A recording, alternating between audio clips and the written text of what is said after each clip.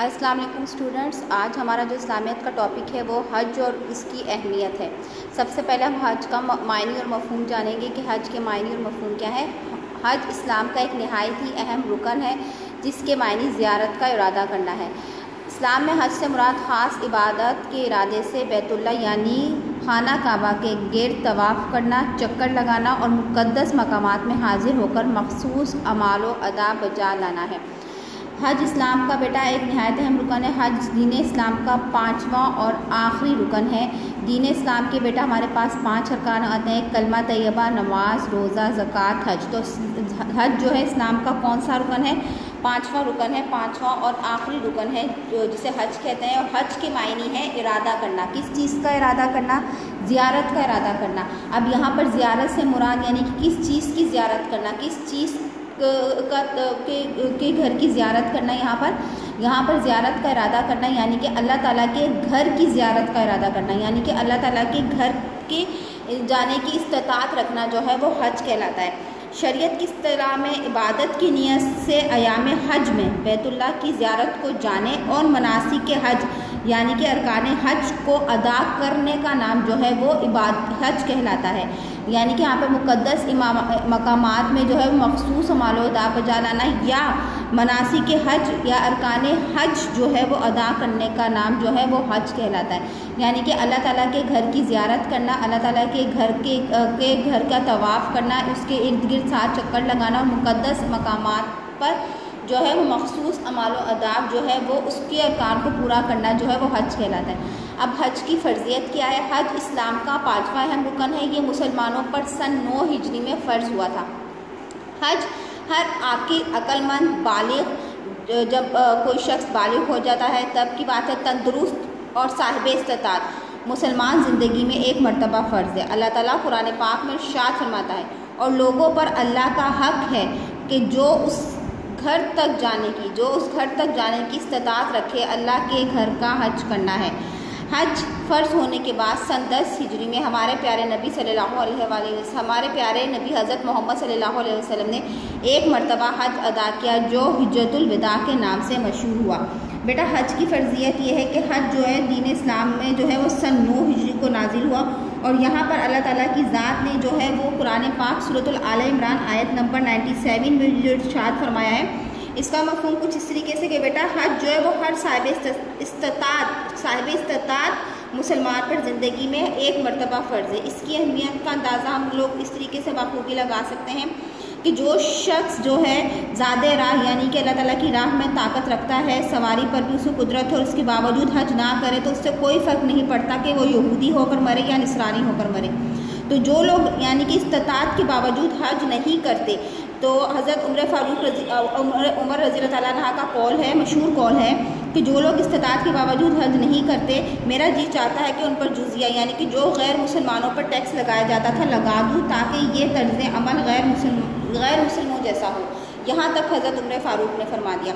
अब बेटा यहाँ पर वर्ड आ रहा है इस्तिताअत। इस्तिताअत से मुराद यहाँ पर यह है कि हजात असलिया से ज़ायद हजात असलिया यानी कि आपकी बुनियादी ज़रूरियात की यानी कि इतनी माली इस्तिताअत हो कि आदमी अपने घर से बैतुल्लाह यानी कि अल्लाह ताला के घर यानी कि खाना काबा तक जो है वो आमदरफ़त का सिलसिला जो है और अरसा क़याम यानी कि जितने दिन वहाँ पर क़याम करेगा और उसके मसारिफ़ यानी कि जो क़याम के मसारिफ़ यानी सफ़र बर्दाश्त कर सके और उसके मतवक्के के अरसे के लिए उसकी ज़ेर कफ़ालत अफराद की ज़रूरियात भी पूरी हो सकें तो वो शख्स जो है वो साहिब इस्तिताअत कहलाता है। तो ऐसे मुसलमान मर्द और औरत पर फ़र्ज़ है कि वो ज़िंदगी में एक दफ़ा जो है वो बैतुल्लाह की ज़ियारत लाजमी करे और आदमी जो है वो जिस्मानी तौर पर भी जो है वो तंदुरुस्त हो यानी कि जिस्म यानी कि सफ़र करने की काबिल हो। लिहाजा ऐसा हमारे दीन इस्लाम में बेटा बाकायदा इतनी नहीं है, थोड़ी बहुत सेक्शन भी है, दीन में बहुत ज़्यादा हमारी इतनी सख्ती नहीं है, बल्कि यहाँ पर तंदुरुस्ती से मुराद कि आदमी जिस्मानी तौर पर सफ़र करने की काबिल हो और वहाँ पर जितने मनासिक को जितने मखसूस अमाल व अदा बजा लाना है वो अच्छे तरीके से और ऐसा तरीके से पूरा कर सके। अब जैसे फॉर एग्ज़ाम्पल ऐसा शख्स जो मरीज़ हो यानी कि माजूर हो या नाबीना हो जो ख़ुद तो सफ़र नहीं कर सकता और उसे किसी मददगार की बाकायदा ज़रूरत है, वो किसी का मुहताज है और वो शरन माजूर है, लेकिन अगर वो इतनी माली इस्तात रखता है कि वो बैतुल्लाह की ज़ियारत कर सके तो उसे अपनी तरफ से हज बदल कहलाता है कि अपनी तरफ से जो है वो हज बदल के लिए किसी को भेजना चाहे। अगर ज़िंदगी में ऐसा ना कर सके तो उसकी वसीयत करनी चाहिए। तो उस लिहाज से जो है वो अपनी जगह किसी को बदल के ज़रिए हज करवा देता है तो उसका भी अजर सवाब जो है उसको पूरा उतना ही मिलेगा।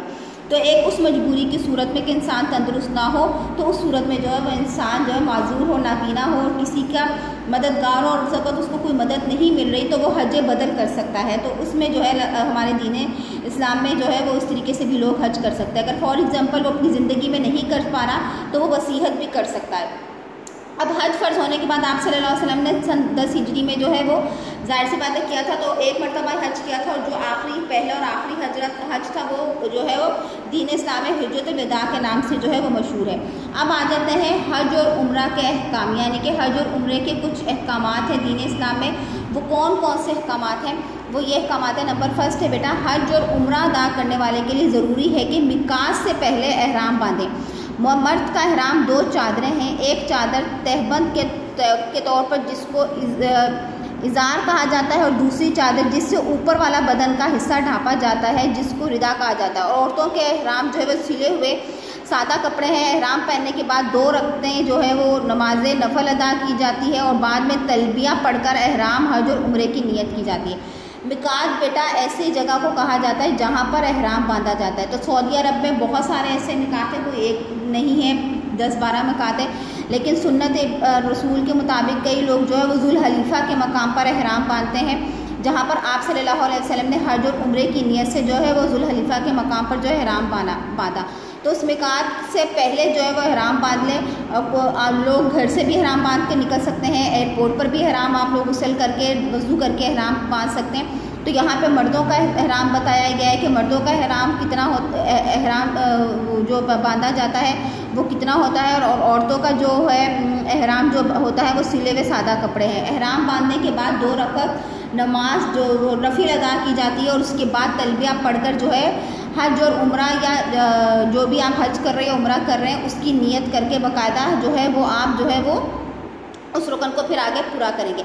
एहराम बांधने के बाद मक्का मुकरमा पहुंच के खाना काबा की गिर्द 7 चक्कर लगाने का अमल जो है वो तवाफ़ कहा जाता है। खाना काबा पर जब पहली दफ़ा अल्लाह ताला के अनवार और रहमतों की बारिश होती है तो उस जगह को बैतुल्लाह यानी अल्लाह ताला का घर कहा जाता है।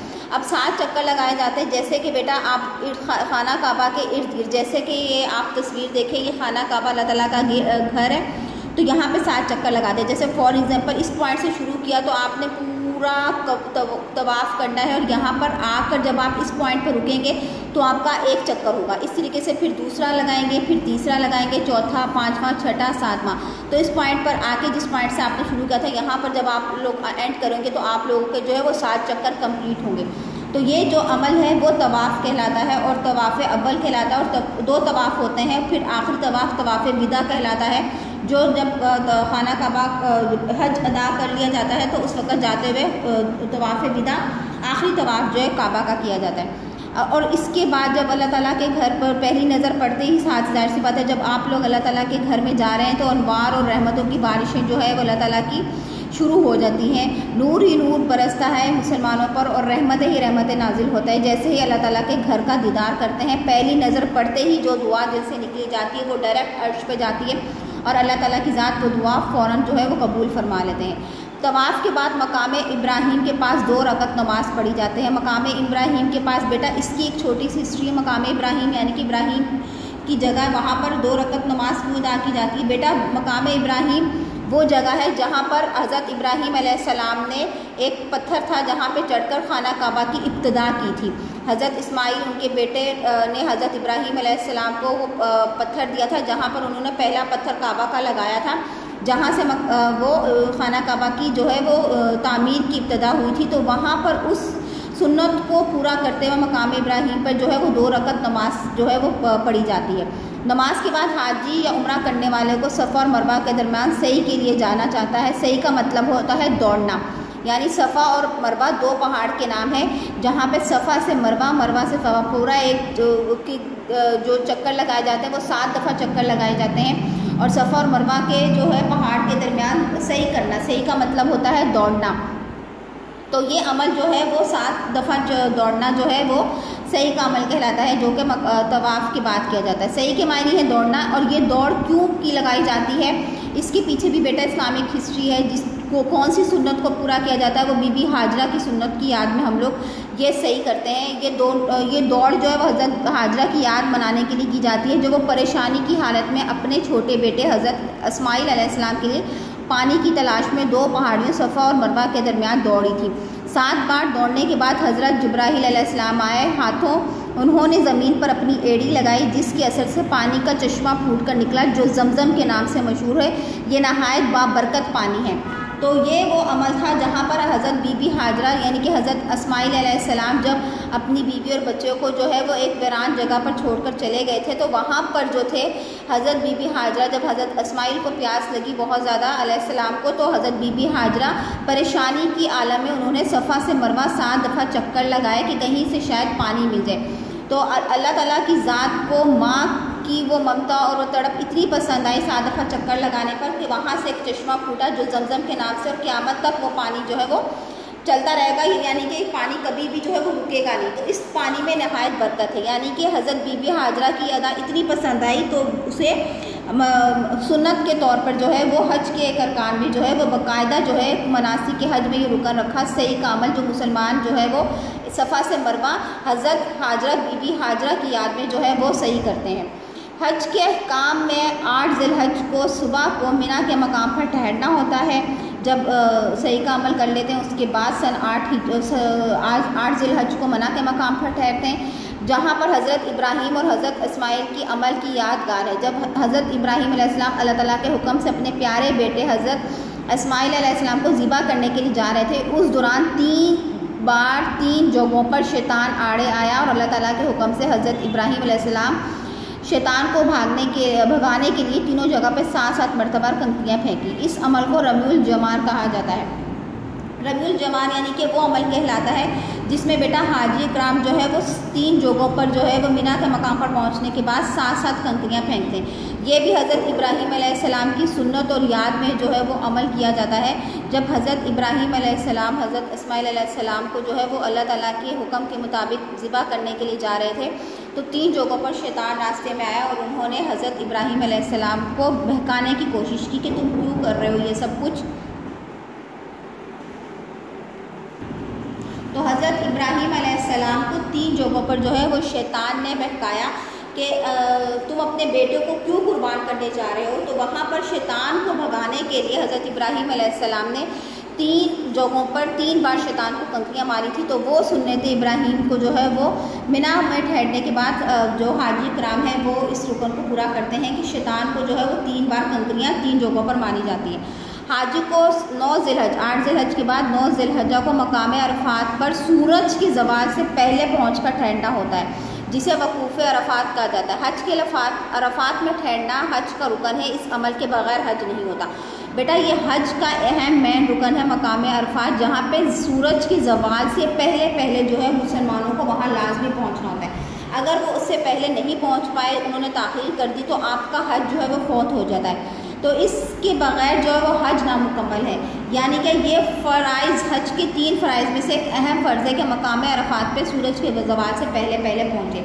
जहाँ पर आप लोगों ने अक्सर देखा है बेटा टीवी पर लाइव खुतबा इमाम अरबी ज़बान में दे रहे होते हैं, जिसको जो इस्लाम हुकूकुल इबाद के हवाले से जो अहम मंशूर जो होते हैं वो हुकूकुल इबाद से रिलेटेड जो खुतबा हज़रत मोहम्मद सल्लल्लाहु अलैहि वसल्लम ने अपने आखिरी खुतबा, जिसको खुतबा हिज्जतुल विदा भी कहा जाता है, उस नाम से याद किया जाता है तारीख़ इस्लाम में, तो वो वकूफ़ अरफात के मकाम पर दिया था। और उसकी अभी भी याद है कि वहाँ पर जब लोग तमाम हाजी कराम उस बड़े मैदान में पहुँच जाते हैं तो वहाँ पर बाकायदा खुतबा दिया जाता है। और जो मकाम जो हज का जो है वो अहम जो मेन रुकन है, जिसके बगैर जो है वो अमल जो है वो फौत हो जाएगा अगर आप टाइम पर मकाम अरफात पर ना पहुँचे।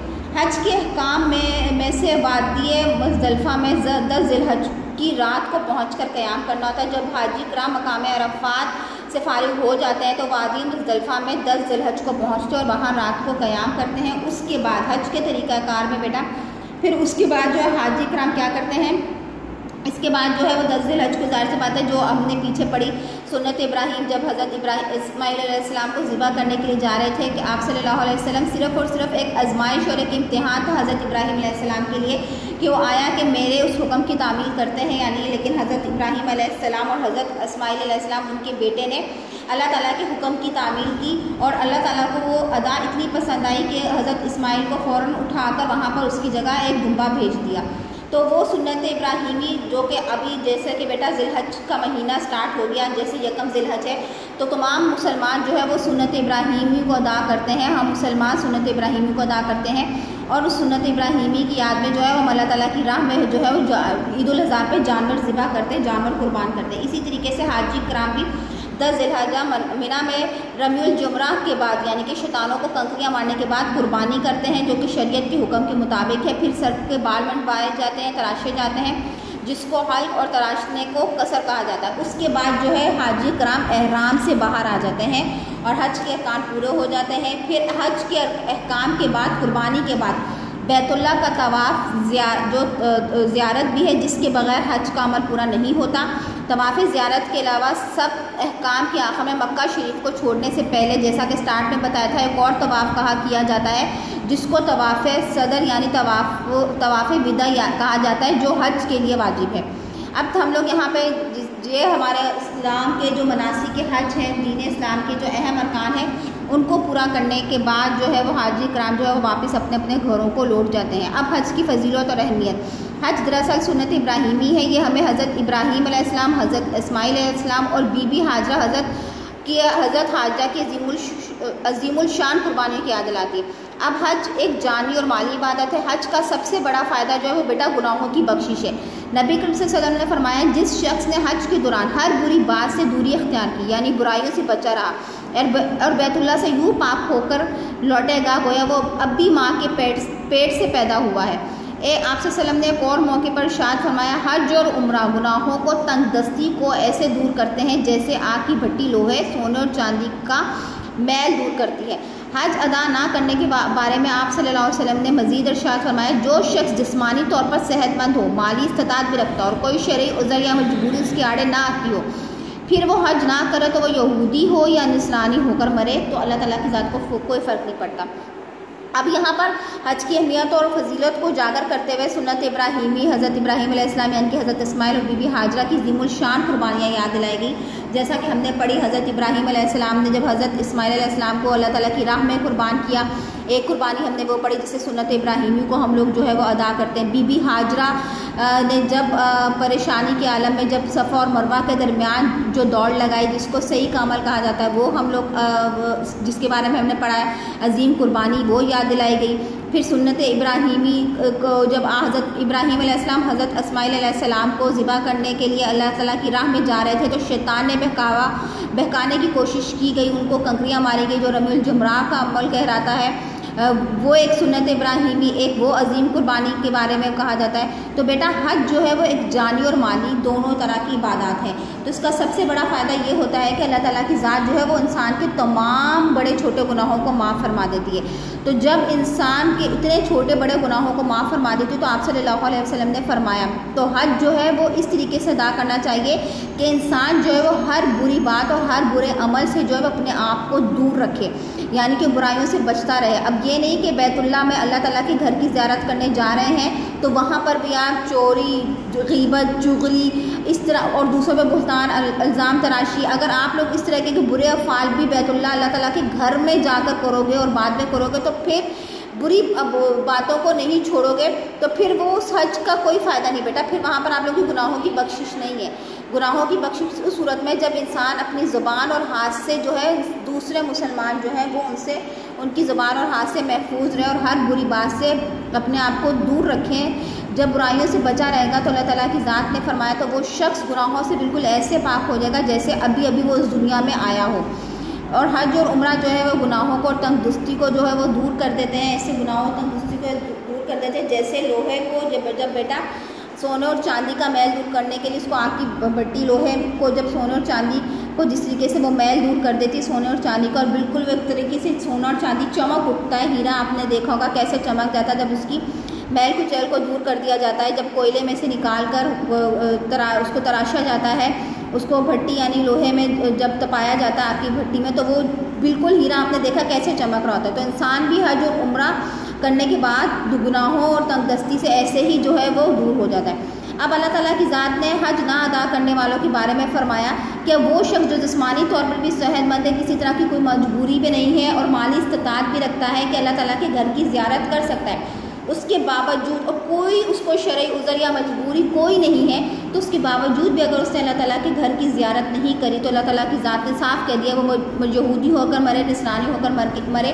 यानी जिस भी अकीदे ईमान पर जाके मरे, तो उसको कोई फ़र्क नहीं पड़ता अल्लाह ताला की ज़ात को कि वो किस तरीके से जो है वो इस दुनिया से रुखसत हो रहा है। अब हज अदा करने के बहुत सारे फ़वाइद हैं। हज का सबसे बड़ा फ़ायदा तो ये है कि हम लोग अल्लाह ताला की खुशनुदी, उसकी रज़ा और कुर्ब हासिल करना होता है। और ये हज ही की बाबरकत है जब इंसान इनफरादियत से निकल कर इज्तिमाइयत का मुज़ाहरा करता है। इनफरादी अमल नमाज, रोज़ा, ज़कात अपने लिए करते हो, लेकिन हज जो है बेटा इज्तिमाई अमल है जिसमें हमें मसावात का एक अमली जो है वो नमूना नज़र आता है कि इंसान जो है हज के दौरान एक साथ नमाज़ पढ़ता है, इमाम की पैरवी करता है, तवाफ़ और मिना में क़याम एक साथ करता है, एक इमाम का खुतबा सुनता है, एक साथ रकू करता है, सुजूद करता है। जो बेहतरीन नज़्म व ज़ब्त की उम्दा और अमली तस्वीर हमारे सामने नज़र आती है और एक मसावात की अमली तस्वीर नज़र आती है कि यानी कि इंसान अमीर और गरीब, छोटे बड़े और कबीले में अगर आप लोग देख लें तो कोई कबीले में बड़ा है, कोई छोटा है, कोई आपका अफसर है, कोई मुलाजिम है, कोई चौकीदार, सब के सब बेटा एक सफ़ में खड़े हो जाते हैं और अल्लाह ताला की बारगाह में वहाँ पर कोई जो है किसी से कमतर नहीं होता, सब अल्लाह ताला की ज़ात के सामने एक हैं। तो वहाँ पर हमें मसावात की एक अमली मिसाल जो इबादात में भी नज़र आती है और वैसे भी जो है हमें नज़र आती है। हज की अदायगी का एक सबसे बड़ा फ़ायदा ये भी कि वो मुआशी फ़ायदा होता है कि इंसान जो है वहाँ पर ख़रीदो फ़रोख्त तजारत के ज़रिए बेशुमार इक़्तिसादी और तजारती फ़वाइद हासिल होते हैं। तो बेटा हज इस्लाम का एक ऐसा रुकन है जो अपने अंदर बेशुमार फ़वाइद, अखलाकी, रूहानी, मुआशरती, मुआशरी फ़वाइद जो है वो समेटे हुए हैं। यानी कि अगर हम लोग कह लें कि बेटा हज जो है जामुल इबादत है, यानी कि इबादत का इसमें हमें निचोड़ मिलता है। तमाम इबादतें अपनी असल शक्ल मुकम्मल रूहानियत के साथ बेटा यकजा हैं, एक हैं। अब इसमें नमाज भी है, बल्कि ये कह रहे कि सब कुछ छोड़कर जब अल्लाह की राह में निकल खड़ा होता है इंसान, तो अगरचा उसका चलना फिरना, उसका खाना पीना, उसका सोना जागना सब कुछ इबादत ही है, लेकिन जहनी सुकून और तस्कीन कल नमाज ही से नसीब होता है। चनाचा वो अरकान हज में जो है फ़र्ज़ नमाज़ों के अलावा नवाफिल नमाज भी पढ़ते हैं और हज में ज़कात से बढ़कर माली कुर्बानी भी है। इसके बगैर आदमी का हज जो है वो हो ही नहीं सकता। सफ़र की वजह से इंसान मामूल की ज़िंदगी के बरक्स ना सिर्फ अपनी आसाइशों को खैरबाद कर देता है, बल्कि बाज़ औक़ात उसे भूखा और प्यासा भी रहना पड़ता है, जिसमें रोज़े का भी एक अमल हमारे सामने आ जाता है। फिर हज की मुसाफराना और जो आप लोगों की सपाहियाना ज़िंदगी में जो है वो जहाद की अमली जो है वो ताबीर जो है कदम कदम पर नज़र आती है, जगह जगह नज़र आती है। उसकी रियाजत ही रियाजत है। अब आदमी ज़ाहिर कदम कदम पर अपने नफ्स के तकाज़ों, शैतान के मुतालबात को ठुकरा कर जो है वो रज़ाए इलाही की मंजिल को पाने की जुस्तजू में लगा होता है। तो वो इस अमल की जो है बेटा हमें तस्वीर जो है नज़र आती है और वक़्त पढ़ने में वो अपना तन मन धन सब कुछ जो है अल्लाह ताला की राह में जो है वो कुर्बान कर देता है। तो गुनाहों की आलूदगी से निजात होती है, हमारी मोहब्बत और खुदाबंदी का मुज़ाहरा है, तक़वा और इज़हार की कुर्बानी हमारे सामने आ गई, अल्लाह ताला के शायर की ताज़ीम आ गई हमारे पास और इस्लामी इबादत का जो है वो हमारे पास अज़ीम मुज़ाहरा, मसावात की अमली मिसाल जो हमारे पास सामने आ गई इबादत में और हर ज़िंदगी में। तो इस तरीके से हज के जो काफ़ी सारे फ़वाइद हम लोगों ने पढ़े, अहमियत और फजीलत पढ़ी, मनासिक के हज पढ़े। उम्मीद है कि बेटा आपको हज का चैप्टर अच्छे तरीके से समझ में आ गया होगा। चैप्टर को अच्छे तरीके से रीड आउट करने के बाद जो कि आप लोगों के पेज नंबर 28, 29, 30 पर है, इसके बाद बेटा आप लोगों ने जो है वो एक्सरसाइज सॉल्व करनी है जो कि आपके पेज नंबर 32 पर दी गई हैं। चूज़ द बेस्ट आंसर है, ब्लैंक्स हैं। ये दोनों एक्सरसाइज को अच्छी तरीके से चैप्टर पढ़ने के बाद जो है वो आप लोग अच्छी तरीके से सॉल्व कीजिएगा। तो ये आप लोगों का आज चैप्टर था हज और उसकी अहमियत, कि हज और मनासिक के हज के बारे में हम लोगों ने पढ़ा, अरकान हज के बारे में पढ़ा है कि अरकान हज कौन कौन से थे और इसकी कितनी अहमियत और फजीलत है। शुक्रिया।